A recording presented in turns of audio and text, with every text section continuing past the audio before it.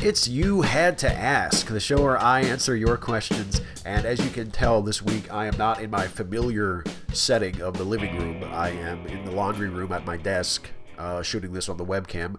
Because, as you can probably also tell from the sound of my voice, I have a cold. I don't feel particularly well. I decided to just shoot this week's You Had to Ask video on the webcam instead of setting up lights and setting up the camera like I usually do. So I hope you will grant me your generous indulgence for shooting the video this week. So let's get down to business. The first question this week comes from Ahoyerno, who says, vaginas are incredibly strong. They literally take a pounding on a regular basis. Vaginas are the creators of life.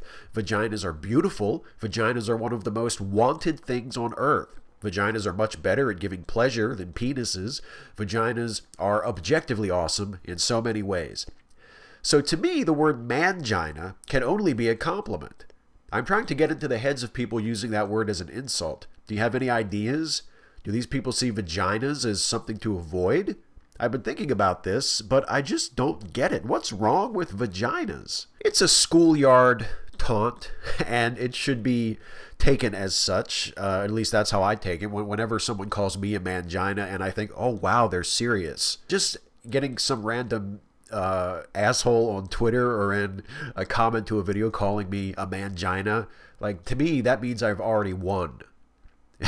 If I haven't even interacted with you yet, and already I am clearly the grown-up in our exchange. And in fact, if that's how you are beginning the exchange, there probably won't be an exchange, because if the first word I hear from you is a comment on one of my videos insulting me, calling me a mangina or something like that, I'm just going to block you and remove your comment and immediately forget you ever existed. So, well done.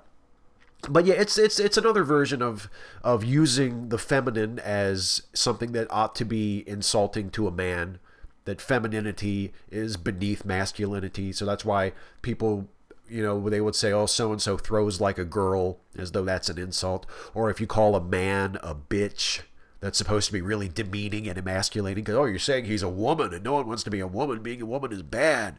It's part of that great tradition of childish, misogynistic insults. Mr. Gruff. Hey, Steve, love your videos. My question is, how would you respond if one of your favorite vendors put one of those, this store is politically incorrect, we say Merry Christmas and in God we trust, etc., and if you don't like it, you can leave? How would you react? I live in Springfield, Ohio, and my favorite pastry shop owners have done such a thing. I still frequent the store, but really want to inquire to their motives. It seems to me that all of those things are free expressions and in no way are politically incorrect, as long as they realize that I am just as free to say to them, Happy Hanukkah, Merry Solstice, or Allah be praised even. What do you think, and how would you respond? I touched on this point in an Off Monday Ramble video I did a few weeks ago, that it always sort of makes my ears perk up when someone begins a statement by saying, now what I'm about to say might not be politically correct, but... And in the case of the owners of that store saying, hey, we're not politically correct here, we say Merry Christmas, we say in God we trust, they're basically positioning themselves as being courageous for not doing anything courageous. They're asking for applause and congratulations for doing something completely unremarkable, something that is not noteworthy at all. As you rightly point out, there is nothing scandalous or risque or edgy or cutting edge about telling someone Merry Christmas. You're not being a bad boy. You're not being transgressive. You're not standing up for your endangered rights by saying Merry Christmas and God bless you and in God we trust. You have the right to do that. Nobody is remotely trying to take that right away from you. The most offensive thing is the assertion of political incorrectness as some kind of badge of honor. That's the offensive thing about it, not saying Merry Christmas. Why do I give a shit if you say Merry Christmas? I say Merry Christmas to people all the time. Not all the time, but during the Christmas season. What would I do? I mean, if it was a good store, if I enjoyed their product, I might roll my eyes. Maybe I would have a word with them if I had a rapport with the owner. Maybe I would talk to them about it just to see where their head was at. But I mean, we have a similar situation here in the town where I live, Sharpsburg, where one of the only places actually in town to get food if you just want to go out and just pick up something to eat if you don't feel like cooking or whatever and you don't feel like driving very far. There's a little market right outside of town that has made a big show over the last few months of displaying the Confederate flag and flying the Confederate flag. And this is something that I do not care for at all, that I find incredibly offensive and unnecessary and just wrong in many different ways. But living in this town, I don't really have a choice. I mean, I guess I could drive 10 miles out of my way, if I want to go pick up some food, if I don't feel like cooking. But I choose not to do that. So I choose to just sort of roll my eyes and grit my teeth and go, whatever, I've got to go here. It's the only place like this around me, so I'm just going to do it. If there were options, I would take, if there were a convenient alternative to that place, then something like that would probably cause me to go to the other place. Joseph Fopiano, hey Steve, my question branches off from last Friday's, today as I'm typing it, lightning round question about frivolous purchases, where you mentioned your Angel and Star Trek DVD collections and how you don't use them so much given their availability on Netflix. Do you believe that Netflix and online streaming in general will eventually render ownership of hard copies obsolete? I personally doubt it, good arguments though they may be. Netflix has proven itself consistently reliable and convenient, and I'm happy to have an account to watch things like Lost or Jessica Jones, but I prefer to own my favorites. In this case, Breaking Bad, Game of Thrones, and The Walking Dead on Blu-ray, because the quality is simply much better. I, good sir, am a video audiophile through and through, and I believe there's enough of us out there for the home video industry to continue to receive its cut of the commercial cash cow for the foreseeable future. Oh, I don't think that hard copies are going anywhere. I think you're right. The level of quality on a Blu-ray, let's say, is noticeably better than you would get on a streaming service. And there are enough people like you who find that to be important enough that they're going to continue to invest in Blu-rays of shows that they really like or movies that they really like. There's also the ownership, the idea that you can have it in your house and no one can take it away from you. That you won't have to worry about, well, gee, what if Angel's not on Netflix next year? What if the distribution deal changes and it goes to some other service? Or, you always have that sort of uncertainty of, well, okay, I know that, Star Trek is going to be on Netflix for a few more years, but then what if it's not? What if it goes somewhere else? Where will it be then? Will I have to subscribe to a new service? Will I have to purchase it in some way? So if you buy the DVDs or you buy the Blu-rays, you got them. And that's a much more traditional sense of ownership. People are still sort of adjusting to the whole streaming thing. And a lot of people prefer to just have something they can hold in their hand and say, this is mine. But I think it'll probably become more like a collector's market.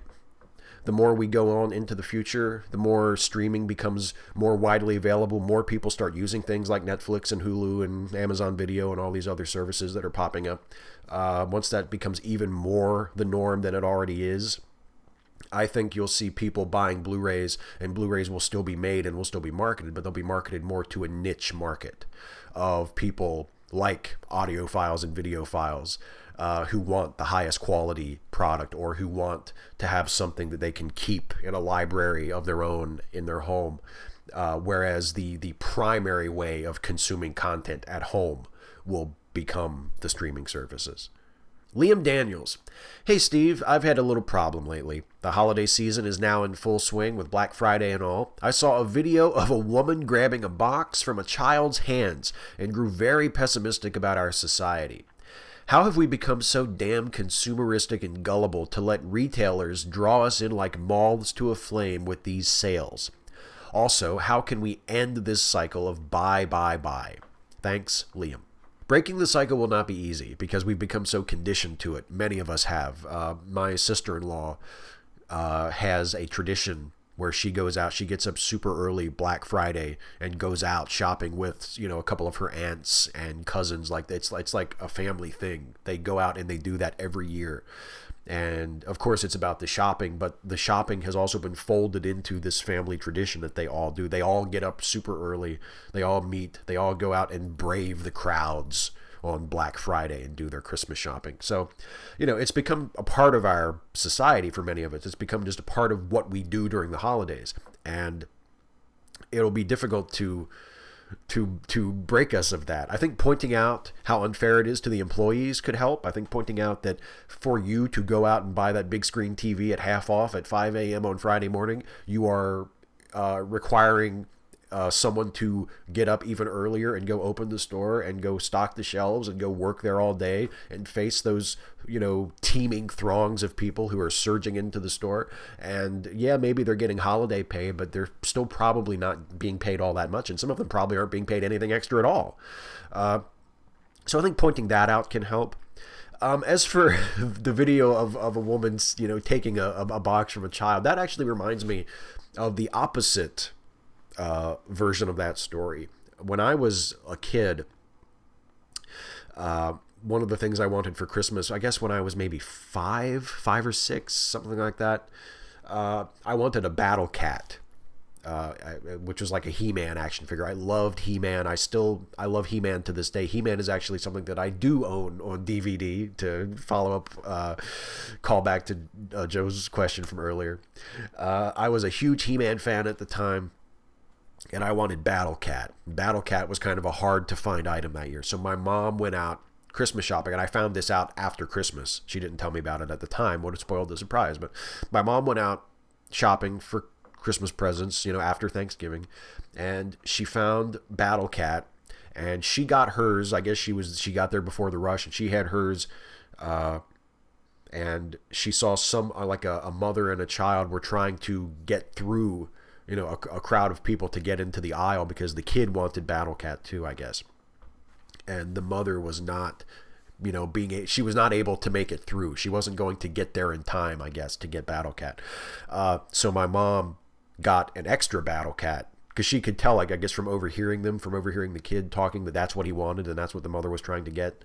That's what she was afraid she was going to miss out on. So my mom picked up an extra one and put it in her cart, and then, kind of went around to the other side and met with this person, this complete stranger, and she showed the Battle Cat to the little kid and then gave it to his mother. And, so the little boy got his Battle Cat that year. So I would like to think that those sorts of good deeds have not completely gone away, and that for every awful adult who, robs a package from the hands of a child, hopefully there are still those stories like my mother, going a little tiny bit out of their way to help somebody or to make somebody happy. Joe McClory, do you think that if Hillary had won the primary and the presidency in 2008, misogynists would have come out of the woodwork the same way the racists come out to help grow the Tea Party? Or do you think the backlash would have been less because she seemed to have less big plans than Obama did? Also, if, hopefully when, she gets elected in 2016 and is president in 2017, do you think that the anti-feminist voices will be handed a bigger microphone in the GOP? I do think that if Hillary had been elected in 2008 instead of Obama, that there would have been a comparable backlash, only from misogynists rather than racists. Although it might have been many of the same people. The thing that you realize when you interact with these groups, or when you watch them from a safe distance, is how much overlap there is. Misogyny and racism very, very often cohabitate in the same brain, and they are rationalized and justified, and there are attempts to excuse them using the exact same methods. They're both forms of bigotry. They're both forms of discrimination and prejudice. And yes, I do believe if we had had the first woman president last time around instead of the first African-American president, we probably would have seen a lot of misogynist anti-woman backlash. And I think we probably will see it next year if Hillary does indeed win the presidency. I think, I'm sad to say it, I wish it wouldn't happen, but I think it would. And I think there are people in the GOP who wish that it would not happen too. I think there's an establishment in the Republican Party that is very pragmatic, and even though I would still probably disagree with 99.9% of their policies and their proposals, and I would never vote for them in a million years, I think there is a very pragmatic establishment of the Republican Party that really is just desperate to get away from all of this anti-woman, anti-immigrant, anti-black rhetoric that a lot of the voters during the primaries are just eating up, are embracing very enthusiastically. Because to be fair, I don't want to let the Republican establishment leaders off the hook. That is the base they have cultivated. That has been their message, not always explicitly, but that has been their message for the last 40 or 50 years to these people. Your problems are the fault of black people on welfare and immigrants and women and, so-called what today people call social justice warriors, agitators. It's their fault. They're the ones that are trying to change things that you don't want changed, and you need to vote for us because we're going to stop them from changing everything. Whatever kind of civil rights activist you are, you always be attacked for the identity that you center in your activism, because there are always going to be people who like things the way they are and don't want them to change and will be threatened and afraid of you. And I think Hillary would have gotten it the same as Barack did, and I think if she gets in next time, she'll probably get it then too, and it sucks. But I would not be surprised. Here's one from Beswick1306. Hey Steve, I recently had my eyes opened a little, quite shockingly, which doesn't happen often, and I want your thoughts. A couple of friends of mine, one guy and one girl, were out on the town the other week. We got very, very drunk and went back to my guy friend's place and drank more and watched Disney movies. We're crazy like that. My female friend fell asleep first, and we left her to it. A few days later, we were talking about the night, and she made a joke along the lines of, "You two guys getting me drunk and taking advantage of me." To which I replied, "If all we do when taking advantage of you is to get you drunk and watch Disney films, then you should be thankful." And she told me quite rightly that I shouldn't be thankful. That should just be standard. Needless to say, having my own cultural biases exposed to me like this has given me pause for thought, and I've since resolved to look out for when that bias might be showing itself. I want to know what you think about this. Am I right to be disturbed by this? Am I making a big deal out of a throwaway comment? Have you ever learned something you didn't like about your own biases?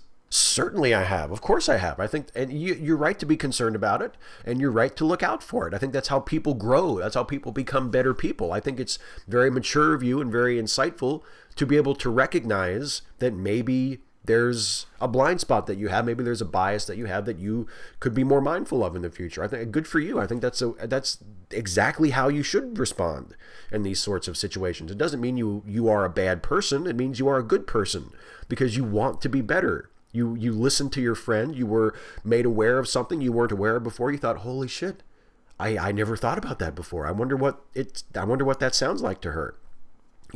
And you're trying to be better about it. I think that's great. And yes, it's happened to me. It happens to me all the time. It's in a way it's good, and in a way it's a little dismaying when you're reminded that even though you try very hard to not be that guy, that sometimes you are that guy without even realizing it. That happens to me a lot. And I'm much better at it, much better about it now than I was, years and years ago. But I still have moments when I'm interacting, especially when I'm interacting with my wife, when I will say or do something that, not intentionally, but turns out to be really just sexist and dismissive. And to her credit, she usually calls me up short on it and points out why it's a problem. And I try to do better. There's an argument technique, if you can even call it that. It's not really an argument technique. It's called gaslighting, which is when you're arguing with someone and you will try to undermine their sense of reality. You will try to tell them that, well, the way they're remembering things aren't the way things happened. And you'll just basically, whether you intend to or not, what you're basically doing is just delegitimizing their memory and their point of view and their perspective and their view of things. And in extreme cases, this can be considered a form of abuse. By just constantly undermining the confidence and the stability, of the person you're arguing with. And I was very disappointed and shocked and sort of angry at myself a few months ago when I was reading an article about gaslighting, and I recognized a lot of those behaviors in myself from when I argue with my wife. And that was kind of a sobering moment, when I was like, oh my God, I do these sorts of things. I have to stop doing this. I have to stop saying these things. I have to approach these things differently. And I was really sort of disappointed in myself. And it's something that I try very hard to watch now and to be better at. And I think that's what you have to do.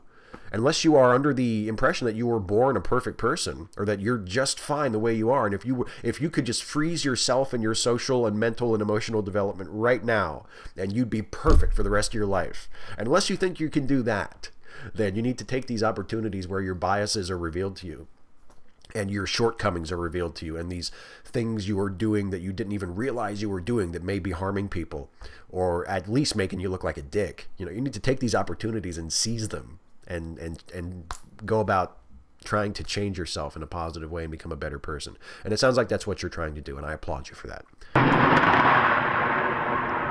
And I applaud the thunder, because it means that this video is almost over.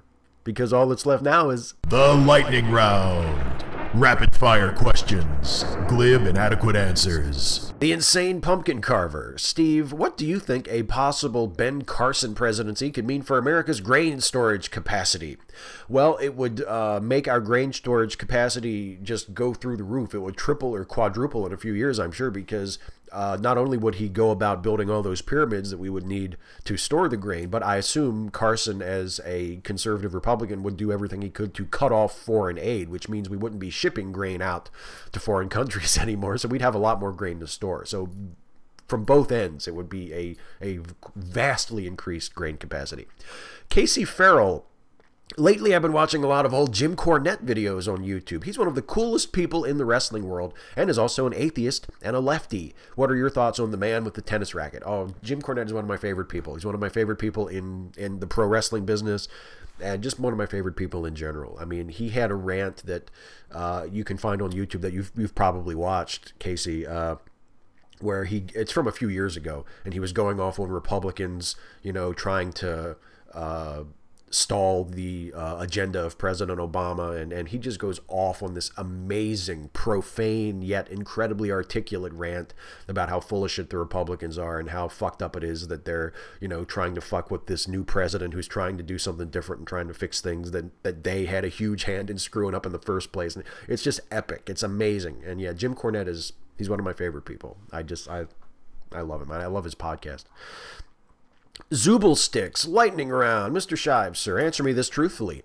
Are you now, or have you ever been, a jive-ass honky? I actually looked up jive-ass honky on Urban Dictionary to make sure that I would have a clear definition of what it is. And according to the top definition of jive-ass honky on Urban Dictionary, a jive-ass honky is a white guy who thinks he's really cool, but actually isn't. And that's me. So yes, by that definition, I am a jive-ass honky from day one. Kevin Logan, who let the dogs out? Kevin, I let the dogs out. I got home and they had been inside all day. They were desperate to go outside and go to the bathroom. Do you have any idea what it's like for a dog to be cooped up inside all day and not be able to pee?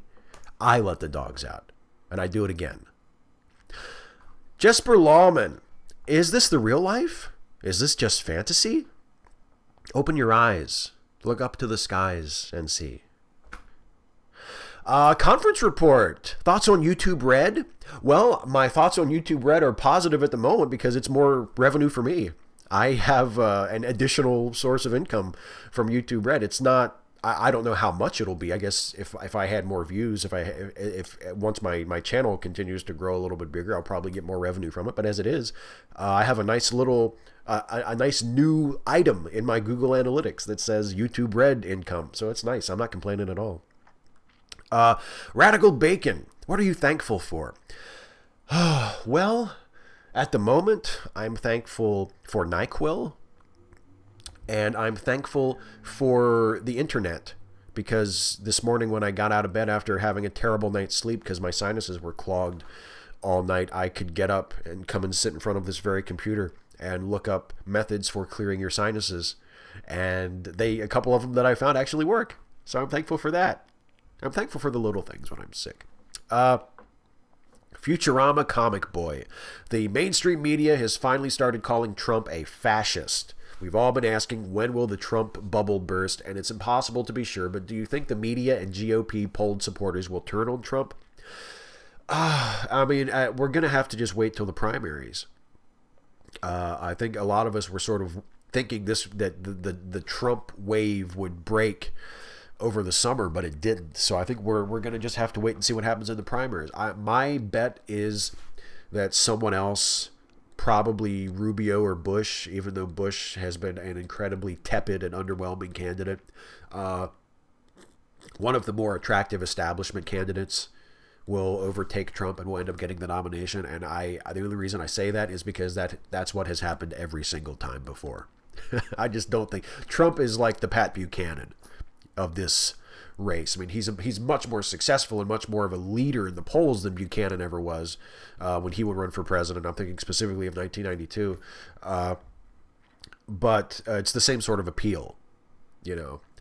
And I think when it comes time to actually cast votes for Donald Trump, I think a lot of Republicans will get cold feet and will vote for somebody more acceptable and more electable in the general election. But that's just my guess, and also maybe my hope.